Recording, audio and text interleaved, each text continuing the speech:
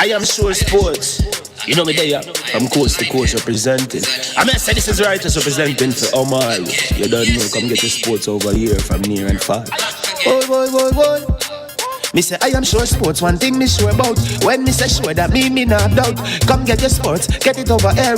Come subscribe, repost and share. I am sure sports, one thing me sure about. When me say sure, that me not doubt. Come get your sports, get it over here. Come subscribe, repost and share. If me not sure, that me not say it. Know who score, that me not say it. Never know no game play, that me not say it. If me never seen a game, me no know who play. For your sports news, better come over here so. For your soccer news, then come over here so. If you don't love sports, still come over here so. For the day done, you a go love over here so.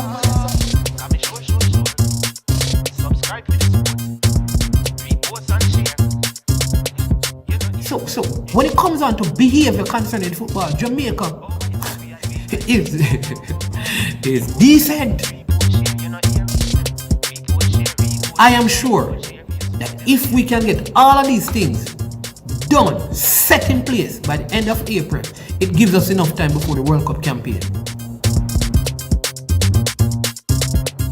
Not afraid of no Brazil, no Argentina with these crapper players. We are good enough. Remember to like, subscribe, share. Listen, comment. Let me know what your thoughts are.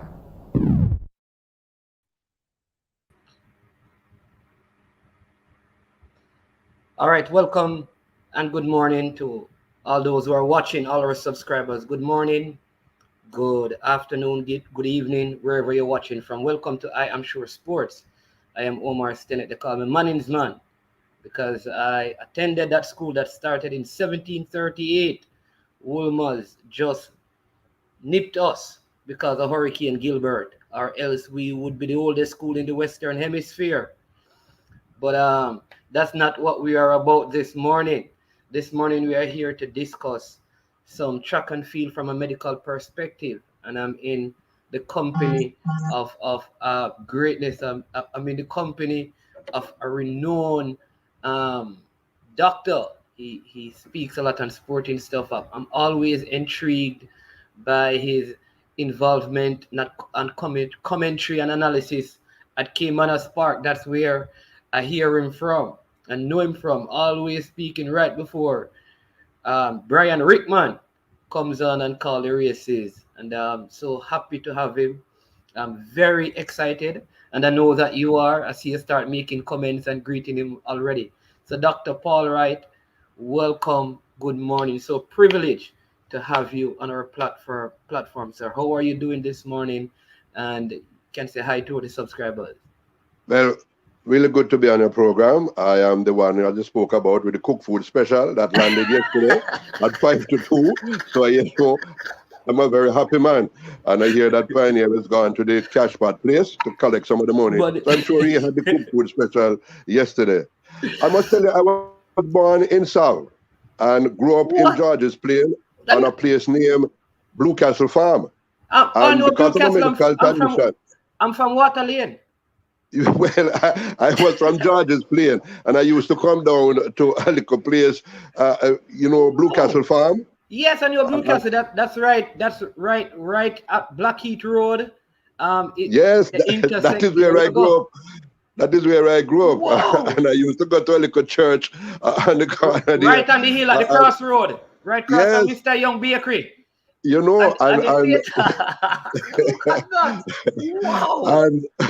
and I had a medical condition and was transferred to Kingston. And when I did my scholarship exam, my first choice was Manning, second choice was Wolmer's, and then Cornwall. But I went to Wolmer's, and so ended my association with Manning's. But Manning's was always dear to my heart. And as a man from Westmoreland, I looked at Manning's. Now, talking about this thing, I think you were going to be talking about testosterone. Yes, Dr. Wright. Testosterone. Okay. Yeah. Testosterone is the male hormone that determines what is male and what is female. We must remember that it is a performance enhancer. It makes men perform better at sports than women. And that is why when it comes to sports, we always separate the men from the women. We don't have the men and the women running in the same race because men have a distinct advantage. We don't have men playing cricket with women because men have a distinct advantage. We don't have men playing football with women because men have a distinct advantage. So we know that there's an advantage when you have more testosterone. What we know is that because testosterone is a performance enhancer, men try to get more testosterone into their system, and they do this by using what we call anabolic steroids. Now, in sports medicine, we can discover those that are using anabolic steroids to improve the amount of testosterone in their system by testing something known as epitestosterone. In normal human beings, the amount of testosterone that you have is the same as the mirror image called epitestosterone. And human beings, when we drug test them for testosterone, we test the epitestosterone, which should be the same. The same level of testosterone must be the same level as epitestosterone because that is what is produced naturally. Those men who use anabolic steroids to boost their testosterone level, when we test their epitestosterone, the testosterone is twice as much or more than the epitestosterone. And we know that that testosterone must be coming from some outside source, and that is how we test them positive, because the testosterone is higher than the epitestosterone. Now, the same thing for women. Women have a small amount of testosterone in their system, and it is the same as the epitestosterone, the same thing that go on. However, when children are born, they are assigned a sex based on the external genitalia, how the external genitalia looks. We have some infants that born with a clitoris that is a little longer than what the normal clitoris would look like. But remember, at birth, in males, there is no testis coming down in the sac. The testis is intra-abdominal, and it descends with time, and it comes down into the external genitalia, what we call in Jamaican parlance the balls. So if you are born in a country that is not as sophisticated, and they look at the female genitalia and it looks female, you are female, and it looks like male, you are male, and you grow up like that. Now, as we go through life, there was this lady called Caster Semenya who was running some very, very fast times and doing very well. Then there was an Indian sprinter who was also running very fast in India, and people began to suspect if this lady was really a man pretending to be a woman, and they did tests on her and found out that her testosterone levels were very high. And it started a crescendo of things. Now we started to look at Caster. When we looked at Caster Semenya's testosterone level, they were very high. And so started a lot of experiments going to find out how come this so-called lady had such high external genitalia. And a lot of tests were done. And it was discovered that this lady had testes that were intra-abdominal. They had not descended into the external genitalia. And so she was a natural born lady, grew up as a lady, but had this testosterone level that made her superior. All the tests that were done at that time were in 400 to 800, which were her main operandi. What she was doing, that was doing better than everybody else. And all the tests showed that she had a distinct advantage because of her testosterone levels at those events. So therefore, an attempt was made to get her to use substances to reduce her testosterone level. She did this, and she could not perform as she did before, and she decided to stop using these performance destabilizers, as it were, to bring her testosterone back up to normal. And she started running fast again. Then she went to the Court of Arbitration and Sport and said that she naturally produces testosterone and she cannot be cheating, because you want her to cheat by using a drug to reduce her testosterone level to compete against other ladies, and that is here. She lost that, and the WADA, because of the evidence that they had in the 400 and 800, banned these people from running in 400 and 800. They had no evidence of 100 and 200, and so they allowed people with high testosterone to run at these levels. Up come these ladies now in this 2020 Olympics, running 2021, that now breaking records all over the place, from 9 underage honest thing there. And when they check them, their testosterone level is high. And the big thing comes up now. How can you say that they are banned from 400 to 800, not banned from 100 to 200, but they are running these times that are unusual? And I think WADA and the IOC has now got to go back, look at this, and I suspect that by the year 2021, they're going to rule that these females with the high testosterone level are performing at a level that makes them superior to women, and they will not allow them to run against women. I believe that that is going to happen in the future. I hope that helped. Whoa, all right. So this is very very difficult topic, because it seemed to be a phenomenon in black athletes, let us say, especially those in Africa. I think you mentioned one Indian person, but all the other cases are in Africa. Is there any particular reason why it seemed to be in black athletes predominantly at this time, or is it that white athletes are not being tested? I believe it is twofold. One, the assignation, how you decide if somebody is male or female, is usually just looking at external genitalia. In African countries, the birth of some of these children are in rural communities, not so sophisticated. And they just look at the genitalia and this is a girl and you grow as a girl. Or you look at the genitalia and this is a boy and you grow as a boy. Now, as you go through life and go into puberty, there are some changes that occur that let people begin to wonder exactly what is going on. But in those communities, in India and those communities where they have millions of children and children all over the place, nobody takes a special care and business about this. You live your life, I live my life. And we know that Castor fell in love with another lady who ran with her in a 400-meter race, and she beat her, and they're now married. And she's living an excellent, happy life like that. So they allow these people to come on. What happens is that when you get on international stage and you begin to show prowess that seems unusual, that is when people who you are beating begin to wonder. I don't like how this lady looks, Look at her physique, look at her musculature and so on. I wonder if she is a male pretending to be a female. Tests are done, and these ladies are now faced with the realization that people think they're male.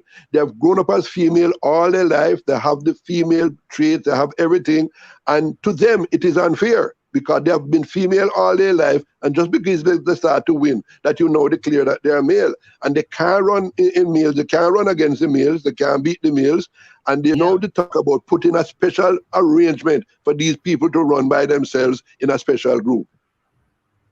Okay. Well, Pioneer has collected his money, he was counting it, so it took a little while to join us. Well, in racing, we have a thing called a sore foot, and I hope you remember that my little sore foot. Man, is trying to get up to Dr. Paul level in a virgin, I put in my coins together and hope I can reach, if even a little way, I don't reach all the way up, but I want to reach even 10% of Dr. Paul level. All right, good. I'm counting up my pennies. Dr. Paul, it's a question I want to ask you.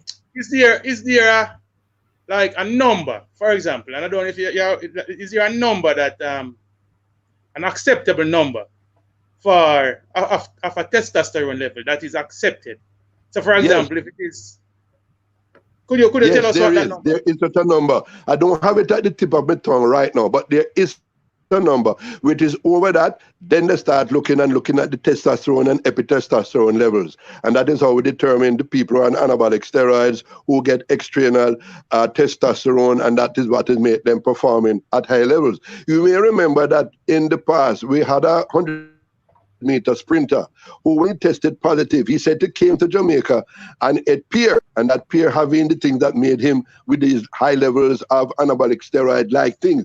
There's another shot putter from Germany who, when tested positive, he said he ate the testicles of pigs, and that is why he has all these things. So people use all these different ways to hide the fact that they are getting extra testosterone that makes them superior to athletes who do not have this facility.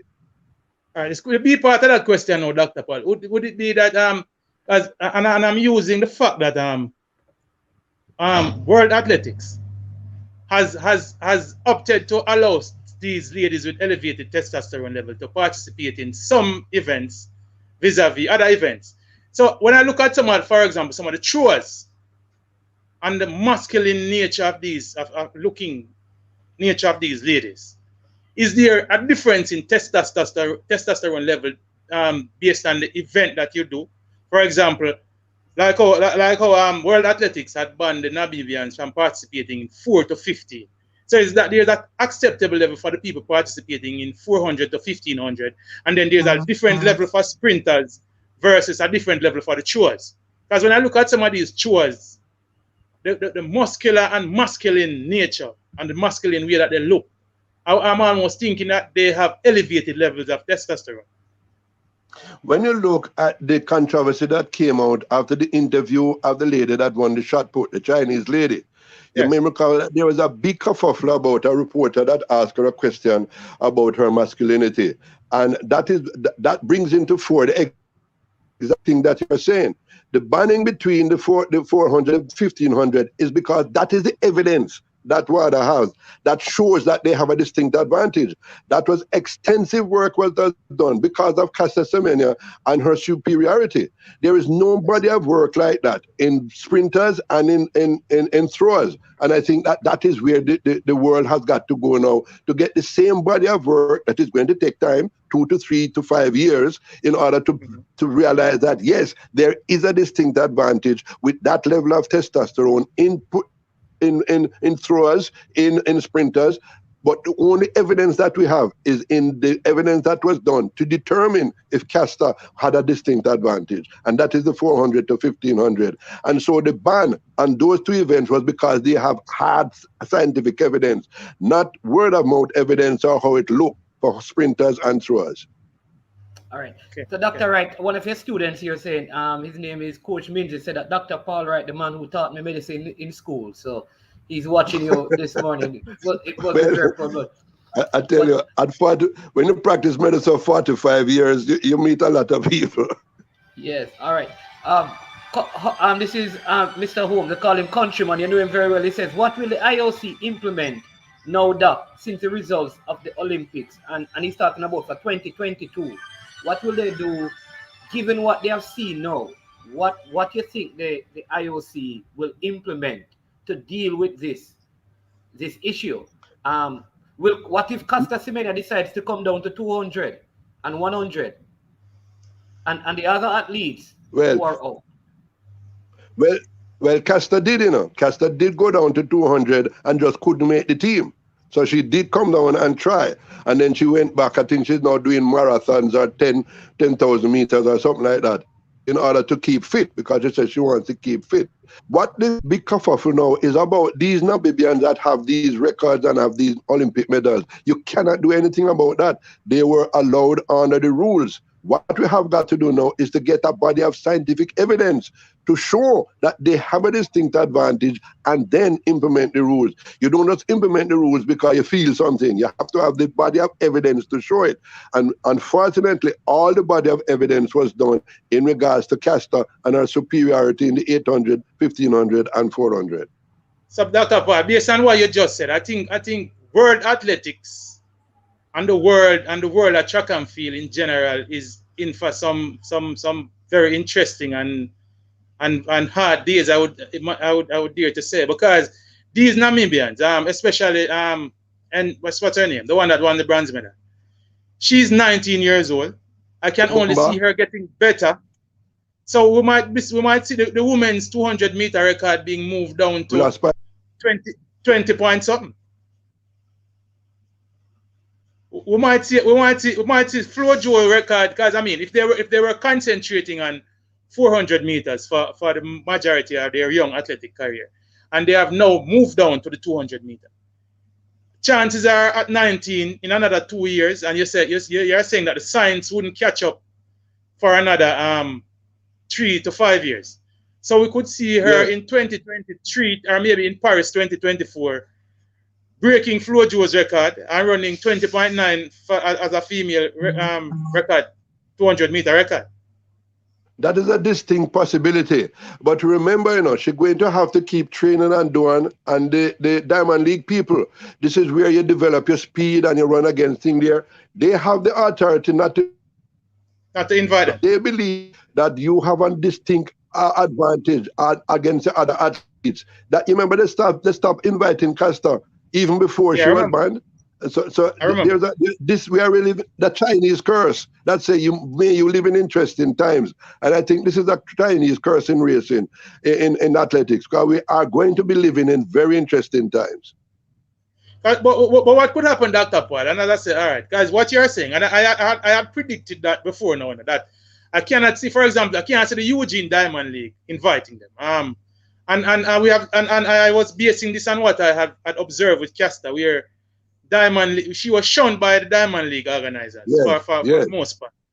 Yes. But that still wouldn't stop these athletes from training to now participate in major championships. And as you're aware, we have 4 consecutive years of major championships coming up. We have the 2022 World Championship, which should have been in 2021. Then we have the 2023 World Championship, which is back to schedule. Then we have Paris 2024. Then we have the World Championships again in 2025. I'm saying, if these ladies continue at 19-year-old, if they continue to train at 19, having just come down to the 200, I can only see them getting better, much better, Dr. Paul. So, whoa, interesting days ahead. And very interesting days again, because that is the dilemma. And that is what is facing WADA and the IOC, because it is now obvious that these ladies have a distinct advantage. And what I said before, I stand by. Testosterone gives you a distinct advantage. And it's going to be very interesting how they handle this. And I really think that this is a Chinese curse. We are living in interesting times. Dr. Paul Wright, your former student says, is this a matter of discrimination on the part of the athletes, being that they were born with high levels? This is how they were born. They were born with high levels of testosterone. Is it discrimination? Because this is not something that they are manufacturing. It is not artificial. It is a natural part of their makeup and build-up and how their bodies operate. Why do they need to change it? It's just like if a man is born in Mexico, because of the altitude, he has a distinct advantage in running in certain conditions. You don't ask him to change that. Why are you asking? People may say Jamaicans are more prone to be sprinters because of where we are born and how our bodies develop. Why is it that this is something that comes naturally? And I guess this is what the person is asking. Could it be considered discrimination? Go to the court of arbitration for sports to seek justice on their behalf. That is exactly the argument that Casta took to the court of arbitration in sport. And I think she threatened to go to the Supreme Court over there as well. That is exactly the argument, because she said, this is me. I haven't changed anything. The only thing I changed is when you wanted me to take a drug that would suppress my testosterone, and I rejected that. It didn't work for me. It was changing me into somebody that I am not. And that argument was defeated in court already by the Court of Arbitration in Sport. And I suspect that this argument is going to come back again and again and again, because these ladies, they keep telling, I am me. I have done nothing that is abnormal, and now you don't want me to run against people who are female, because I have been a female. Use testosterone, and in Casta's state, from something that was in her abdomen that was never descended as a testis, and you can have surgery and remove it, and they come back to where they were. But these people, they are convinced that this is me. You cannot change me because of some rule that you are making up. And that argument is a very good argument. And I was a little bit surprised that that argument was defeated by the Court of Arbitration in Sport. Sticking on the theme of discrimination, Dr. Paul, you made mention of the Chinese thrower. Well, yes. She wasn't officially banned, but we noticed that after there have been 5 official, I wouldn't say banning, or I could use the word banning. There was Nean Saba from Burundi. There is Caster Semenya from South Africa. There are these two Namibian ladies, and then there's what's the other lady's name? Wambui from Kenya. Yeah. Do you think that there's some? Because I have commented that I have seen even US athletes, and I would dare to mention somebody like a Brittany Reese, who is a jumper, who I think has somewhat of masculine features. Do you think that it's a discrimination, but why we are only seeing this affecting African countries?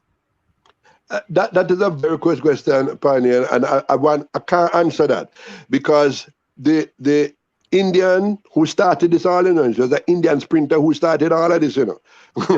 Because she was running fast times, and then we saw Castor. I think it is the domination, the domination that make them look. And as we have pointed out now, and it is now historically proven, that anytime colored people, black people start to get superior, there's a very good, they start to take out microscopes and take out little lights and begin to shine on all these things. And the Americans are very powerful. We're not sure. We all know what happened with Carl Lewis and when he used to fail his drug test, how they used to say that his Benadryl is taken and all those things. We know that they are very powerful on that. But the new head of USADA, the US Anti-Drug Agency, Mr. Tygart, he is very, very serious. And I strongly suspect that if anybody over there suspected Miss Reese, they would have tested her with the same way that they go about testing the Namibians and the South Africans and the Chinese. All right. Someone, I think Countryman is confirming that normal is 300 to 1,000 nandrolone in men. Yes. I think because that was the earlier question. But yes. Go ahead, Dr. Paul. You were going to say. You'd have to be higher than that in order for them to get suspicious. Okay, so are these females are these athletes? Are they as high as that, or it is just that they are higher than the normal female? No, higher than the male. Higher than the male level. Their testosterone level is higher than the male level. Yes, it's higher than the male level, and that is what is getting people to be upset. Oh, that is abnormal. I thought it was just higher than the normal female, but no. That is what male. Yeah, it's higher than what the male is supposed to be. All right, they have a normal for males, I'm not sure if the number is 3,000. There's a normal for males. It's when the females now start those above those normals that they say no, something is seriously wrong here. Obviously, I would agree with that, because if men have to use steroids to get it to a certain level, and you are naturally producing it more than men, that level more than men, then obviously it is abnormal. Yes, but if your testosterone level, and this is where it gets tricky, if your female testosterone level, there's a testosterone level for females, and if your female testosterone level is higher than other females, and you are producing times that are mind-boggling, I think that is where it comes in. It gets very, very tricky now, and that is where WADA and the IOC have a lot of work to do in the next 3 to 5 years. All right. Dr. Paul, earlier you mentioned, you just said that ago, 3 to 5 years. So you're saying that there's no emergency sanctioning that could be done, or because as I'm suggesting, I think it gets a little scary if you have these ladies running 20.5 as females, and more than likely if they're running those times, they're going to be moving down to the 100 meter. We could have a woman running 10.2 and 20 hours. So what scares me is that for the next 3 years, I can only see these ladies getting better, moving down from the 200 to the 100, and we might have a dilemma in world athletics. Is there any kind of emergency hearing or emergency? I am sure. Could there be a hold? Like a hold? I am sure. I am sure that there's going to be a increase in rapid time that they get to do these tests. Because what might happen is that when it comes to these big things now, the females, the ladies who do have these testosterone levels might start to boycott the meets. And then you get more problems coming up on the other. Because remember with Castor, the ladies were so convinced that this was unusual.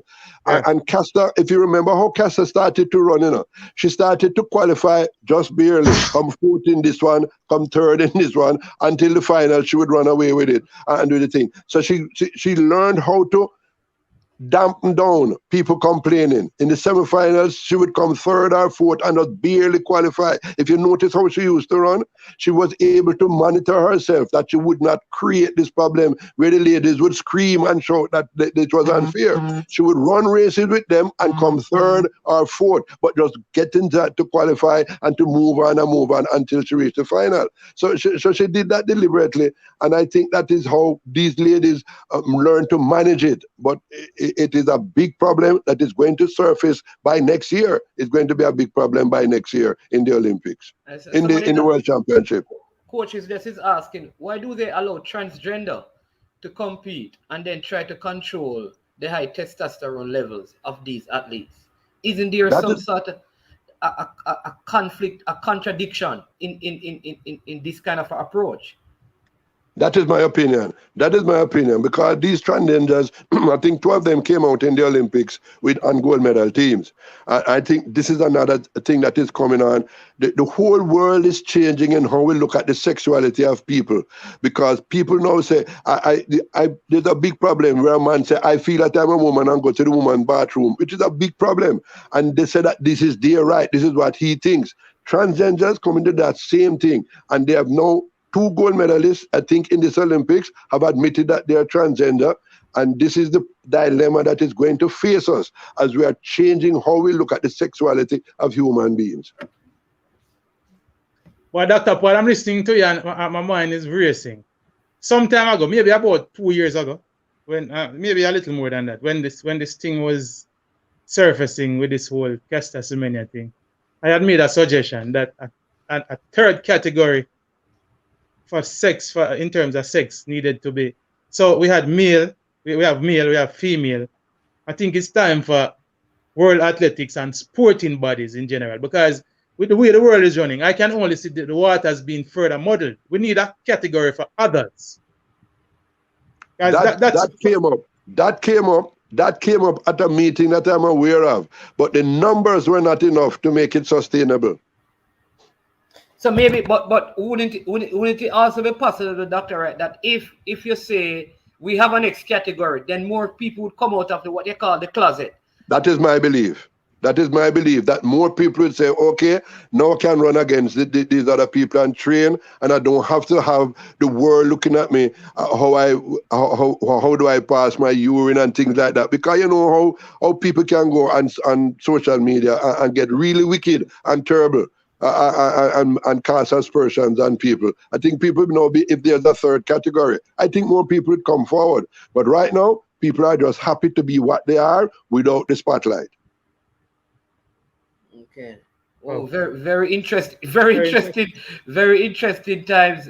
Interesting times lie ahead. You know, and this is a Chinese curse. Yes. I dread to see what, and then it's not even far away now. I would say I dread to see what is coming in the future. But as I said, we're looking at 4 years now of very interesting participants and participation of athletes in track and field and in other sports too. Because in the US there is a move afoot where I see they were trying to get into colleges where transgender athletes were trying to participate. Men who change their sexuality were trying to participate with females. I think there was a court hearing that put that on hold. In lacrosse, I think. In a couple other sports too. Yeah. But with the way the world is changing quickly, I think it's just a matter of time before that gets put before the court again. And we could very much have, transgender athletes performing in every sport. Yeah, but remember there was this was it wrestling where this transgender born male turned female wrestled with a female and almost killed her.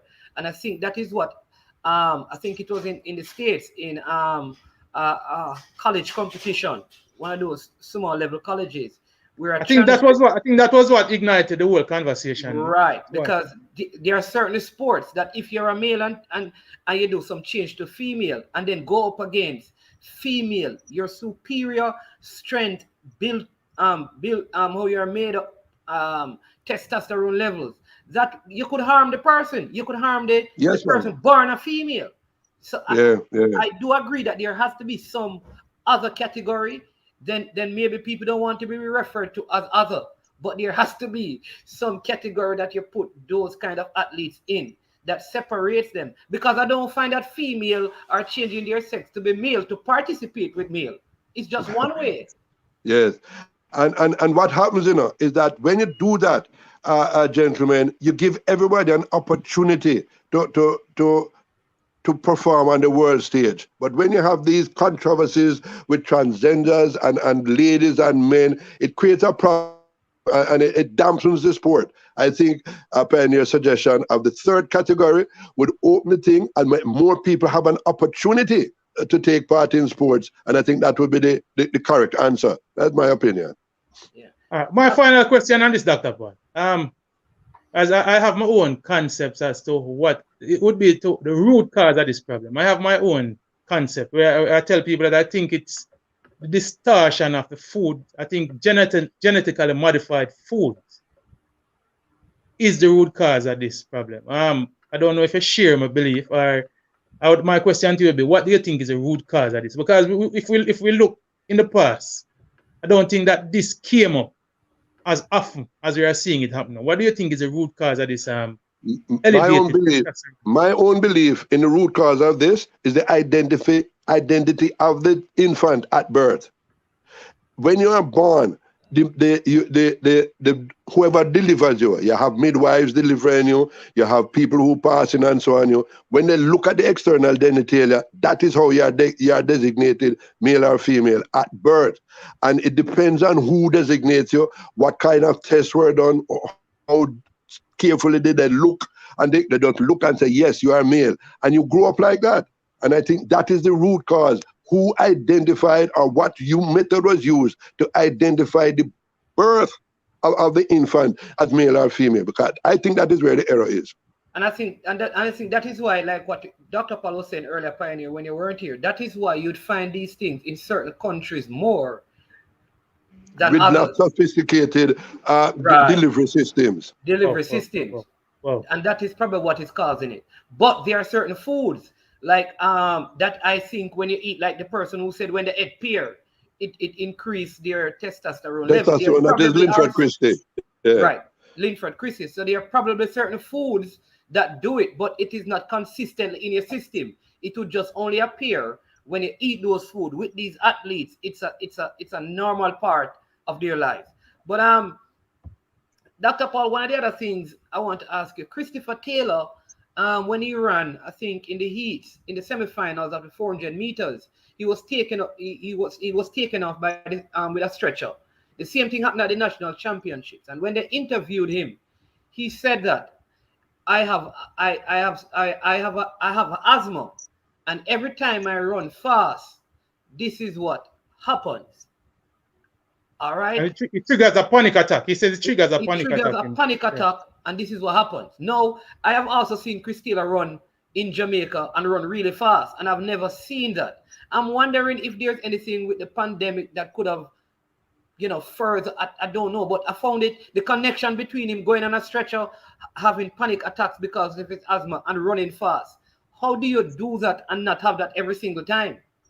Well, let me explain something to you. I have no idea about what his medical condition is. I can tell you what I just see. Okay, there is a thing called exercise-induced asthma. Okay, that is peculiar to these athletes. Whenever they exert themselves, they get what we call it's not really an asthmatic attack. They're short of breath, and you do hear some wheezing when you listen to their chest. Okay, it can produce a panic attack. However, when you look at what happened to Eriksson, that footballer, when you look what happened to our own 800-meter runner and so on, and this collapse and resuscitation and come back and okay, I would really like to look at some cardiac tests of that young man. And I was on a program recently wondering why we don't have all our Olympians when they come back from a place that was COVID rich. That's what I called Japan, COVID rich. All of them should come back with to have PCR tests here and have ECG and echocardiogram, because those are the things that remember, this virus affects people in different ways. Some people get the virus and have very little symptoms, but the virus damages tissue in the body. And we have now the long haulers where over time, 6 months, a year later, you start to see certain things happening to these people that was a result of the viral infection that they had when they tested positive for COVID, or if they didn't test positive. And I think that we owe it to our Olympians to have every one of them come back, get a PCR test and an ECG and an echocardiogram to look at that heart under the ultrasound machine to see exactly that there's no damage. Because I really have very, very big reservations to catching the Olympics in a COVID-rich country. We seem to have gotten away with it, but I'm afraid of the long-term effects of this thing, because people get COVID with absolutely no symptoms whatsoever. And then months later, you see them start to come in with little things that when you check back, it was a result of a viral infection. You know what? Because that's a very interesting point. Because with all the especially at the international level, with all the checks done, you have to ask yourself, how does a Chris Taylor, as a young athlete, for like 3 years on the professional scene, no one has really checked to see what can be done, because this could be heading to where Christian Eriksen was with this kind of condition. You just never know. Yeah, we're talking about the young man training more, hoping to run faster. And he's going to train harder. He's going to train harder and run faster. And that is why, unless we agree that every Olympian is a national treasure and treat them as such, we might see things happening that we don't want to. Every Olympian on return to Jamaica should have a PCR test, an ECG, and an echocardiogram. Yeah, I think that's very interesting. I think it's a very important recommendation that the Minister of Sport should actually look into. Especially, as I said, considering that we're heading into a season where there's going to be between Diamond Leagues and major championships, there's not a half year or even a half season. Yeah. As you're talking about a season ending in September this year, people start training in late October, heading into next year, World Indoors, then World Championships. So there's going to be like a revolving door of championships happening. And COVID, by the way, things are looking now, we are heading probably just into the middle of COVID right now. And listen to me carefully. Listen to me carefully, gentlemen. In unvaccinated people who have COVID, the COVID gets into them, may not cause much symptoms, but it multiplies. The viruses have no intention of dying. And if you keep having unvaccinated people and vaccinated people mixing up and unvaccinated people getting infected, it will lead to variants being developed by these bacteria. These viruses will change and morph into the Delta variant or the whatever variant. And every time they change and morph, they become you get more seriously ill, more easily transmittable. And unless we can convince the majority of the world, I'm not talking about Jamaica now, to get vaccinated, we are in serious trouble, gentlemen, because that is all the virus wants, a horse that is not vaccinated. Important point. Dr. Wright, I know, so this is probably the last one we're going to take, because I know you have a lot on your plate and you need to go and count your papers as Pioneer counts his coins. But just got to an export, which is the JPL. A lot of the players in the JPL have been getting injuries. And some persons are saying it's the short peak preparation time on the truncated season. Others are saying that the constant playing and the artificial turf at the Captain Horace Burroughs Center is not good for the legs, the hamstrings, it's not good for the hip and the knees and the ankles. And so that is also helping. But it is the field that is the best. I know you're a bone specialist, as Marlon says, you're his long-time bone specialist. Is there any truth to that? So playing on a surface like this over time can affect ligaments and bones and tissues in the players? There's no doubt that it does. And you recall that there are some teams that go to sporting events, and when they see that surface, the entire team just come back home. They refuse to play on those surfaces. There are a lot of sports people who just know that when they play on these surfaces, the injuries increase and the injuries become more severe. You have ACL injuries and ligament injuries that are really, really career ending. And there are a lot of people who don't play sports and these things. I have known teams that go to competitions already and they change it because of something. They put them on an artificial turf field and they come home. They're just not playing on it. And it happens in football when we carry tournaments into South America and so on. We know that this thing happens. So we know that there's a problem with these type of surfaces. The problem is that in order to go through the COVID restrictions and the protocols that are there, these must be the only fields that are going to be available. But as a result of that, there's a price to pay. And the athletes have to say, am I willing to pay that price for a few days or weeks or months or years of glory? Question, Dr. Paul. Is the problem, is the source of the problem the unfamiliarity with the surface, or is there just something wrong with those kind of surfaces? Unfamiliarity is number one, but number two, you have to have special shoes on the surface, and the force per square inch of force when you're running and your foot hits the ground, that jarring force that comes through the body, that goes up to 10 times your body weight of force, it is severe. And the sudden stopping and turning on a surface that your grip is not so good, or your grip may be too good at that time, causes problems when you remember football, and soccer and hockey is to turn on a dime. You stop and you change direction and so on, and that is what causes the problems on these surfaces. Yeah. Oh, well, I'm telling you, anything else you want to ask, Pioneer? Well, the only thing I want to ask is for Dr. Paul to come on with us a little more frequently, because he's a man who I've always respected. Yeah. I am telling you, Paddy, you don't even know this. You know that Dr. Paul Wright and I went to the same local church up at the hill across road in George's place. And Jane Marks. And Jane Marks, yes. Him know on Post Road. All of them places. Yeah, man, I know Dr. Paul is a Westman, The only man, Westman, man. From Fields, man. Kane. Yeah. You know what I used to do as a young man? In those days, when you put the cane in the cart to carry it to Frome, if you don't run in front of the cows, they run in different directions. My job was to run in front of those cows to Frome and to deliver the cane, to the factory. I had a lot of fun in Westmoreland. That was the days when cows used to pull the cart, Dr. Paul.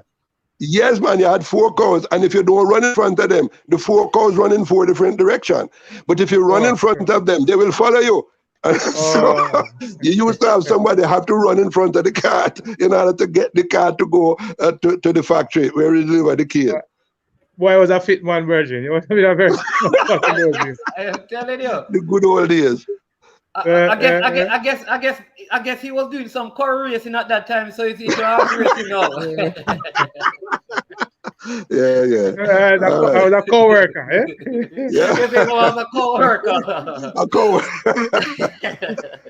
All right, Jacob. This is great, and I look forward to another session soon. Yeah, all right, Doctor. Thanks. And issues like this arise, as I say, he's a man where I've told that in person, and I said elsewhere too, that I respect your opinions when it comes to medicine and when it comes to sport. You have over time, you have proven to be one of the best voices where certain issues are concerned, and we'll continue whenever issues like this come up. We'll continue to make a link and pick a brain. And when he speaks, he's sure. So that's why he has to come on I Am Sure Sports. Yeah, and this is I Am Sure. Yeah, I Am Sure. Okay then. Thank you, gentlemen. All right then, Dr. Wright. Give thanks, Dr. Paul. Yeah. So there you go, people. Dr. Paul Wright. Wonderful, wonderful, wonderful show. Pioneer, I know you had to turn back on your journey, so thank you so much. To all the persons who tuned in, thank you so much. Remember, if you have not yet, please ensure you go over and you subscribe to the channel.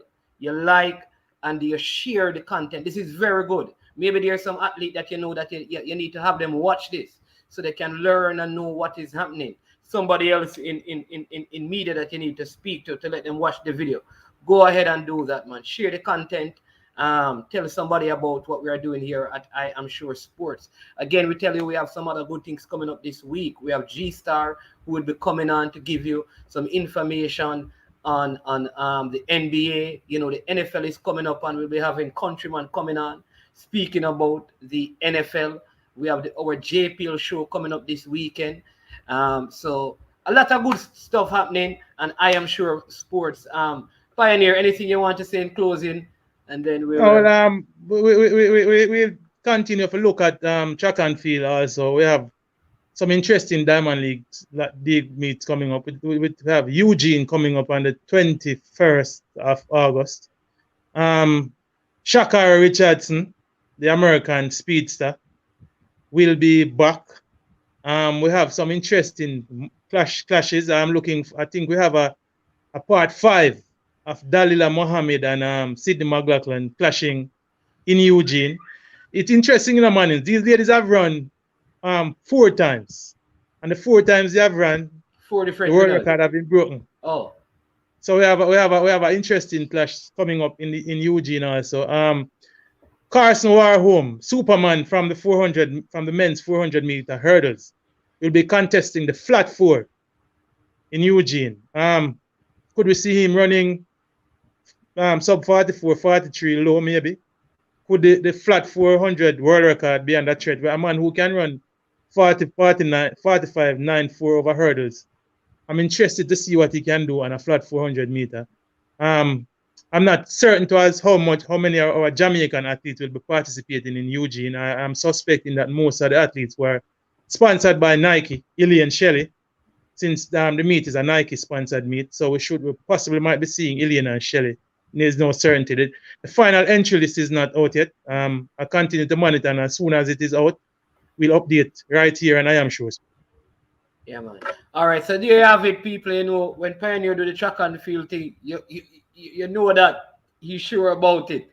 So as we get closer to that meet, he will come on and do an entire video just covering that, looking at the athletes in each race, looking at the times, and then helping you to pick the winners. You understand me? If track and field afforded betting, you could take Pioneer word and go and bet and make some money, but they don't. They don't do that. All right. But again, thank you so much. Big up Coach Minzy, Marlon. Big up Mr. Hobbs. Big up yourself, and to every other person. Brian. Hey, Brian. Listen, respecting Brian. Brian is always on, no matter what we're discussing. So you don't know, Brian, you have to help me, you have to do some of the moderating for me, Brian. Or you're moving like that, right? So big up Brian, big up all the persons. Thank you so much. I know it is early time, and you made the effort to come and watch the thing. Yeah, man.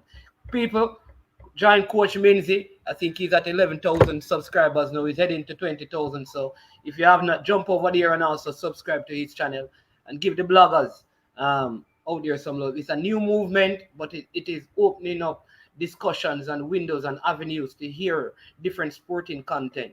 And that's the thing with difficulties in life. They present you with opportunities to see new things and do new things. And many persons have come up with creative ideas in the heights of the pandemic. You understand me? Yeah, it adds voices to see, sometimes it's kind of monotonous to be hearing the same voices in the sporting realms and the sporting shows. So what vlogs like this does, it expands and gives an audience to some of the new voices and some of the interesting voices and some of the knowledgeable voices in the sporting realms. Yeah, man. Coach means you'll reach out to you here, Pioneer. So stay tuned, listen up for him call. Yeah, man. All right, bless up again. Enjoy the rest of the day. People, stay safe. You understand me? And respect one another.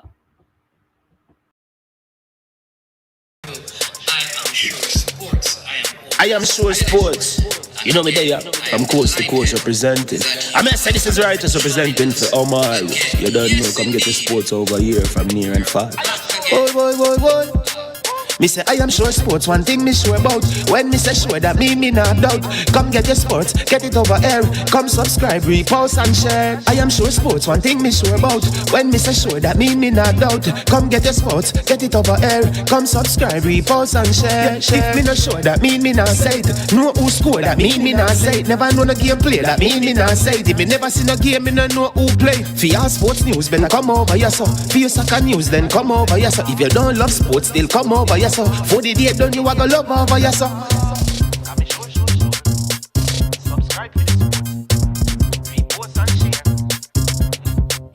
So when it comes on to behavior concerning football, Jamaica is decent.